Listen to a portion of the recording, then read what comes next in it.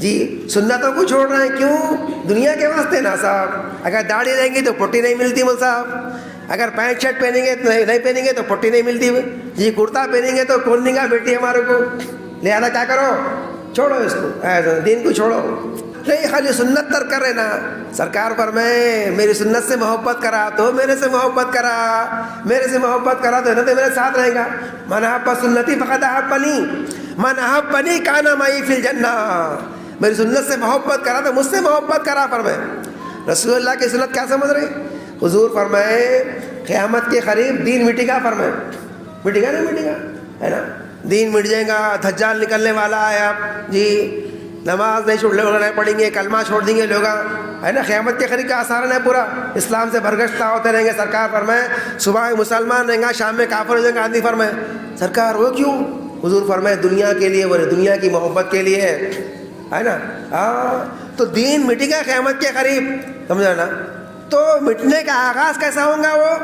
سرکار فرمائے سنتوں کو مٹیں گے پہلے لوگ. فرمائے میری سنتوں کو ترک کریں گے. فرمائے سمجھا رہا، سنتوں کو پہلے چھوڑیں گے لوگ. اس کے بعد کیا کریں گے؟ واجبات کو چھوڑیں گے، فرائض چھوڑیں گے، بعد میں کلمہ بھی چھوڑ دیں گے. اس کے بعد اللہ اکبر. ایسا مت سمجھو معمولی سنت ہے نا، ہم تو فرض پڑھ لیے، اب آتے بس کیا سمجھے، فرض پڑھ لیے، دعا بھی نہیں کرتے، اٹھ کے بھاگتے. کیا سمجھے؟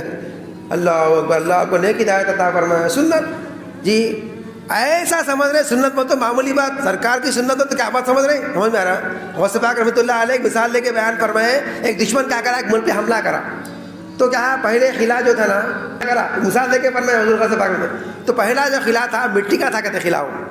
تو کیا کرے لوگ؟ مٹی کا قلعہ چھوڑ دیا. مٹی کا قلعہ ہے نا، دشمن حملہ کرا، چھوڑ کیا کرے؟ بعد کا قلعہ پتھر کا تھا، پتھر کے قلعے پہ آ کے چھپ گئے. اس سے لڑ رہے ہیں آ کے. کیا حملہ؟ دشمن نے حملہ کرا پتھر کے قلعے پہ. اب یہ پتھر کا قلعہ ہے نا، چھوڑ کے کرے بازو چلے گئے. بعد کا قلعہ لوہے کا تھا، سمجھ آ رہا ہے، اس میں جا کے بیٹھ گئے. لوہے کا قلعہ ہے نا، اس کو بھی آپ بچائیں گے بول کے وہاں حملہ کرا دشمن. تو کیا کرے؟ پھر چھوڑ کے پیچھے چلے گئے. اور ایک اس کے پیچھے اور ایک قلعہ تھا، چاندی کا تھا قلعہ. کیا قلعہ تھا وہ؟ چاندی کا قلعہ تھا، چاندی کا. اس پہ ہم دشمن حملہ کرا. اب دشمن بولے، یہ لوگ بولے ملک کے لوگ چاندی کا قلعہ چھوڑ دیں گے، اب پیچھے سونے کا قلعہ تھا، اس کی بات کریں گے.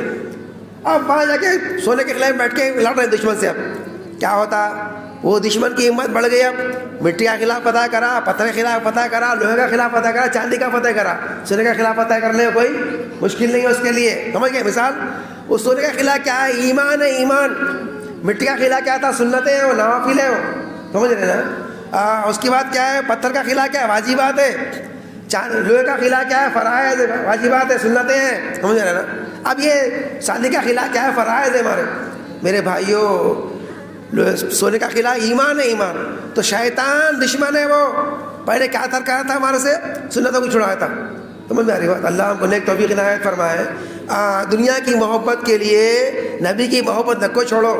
دنیا کی محبت کے لیے آئے بزرگوں اور دوستوں سنتوں سے محبت نہ کو چھوڑو. دین سے محبت مت چھوڑو. اللہ والا کی صحبتیں مت ترک کرو. اس زمانے میں کیا ہے؟ اہل علم کی صحبتیں کیا ہے؟ ہاں علماء کی صحبت کیا ہے؟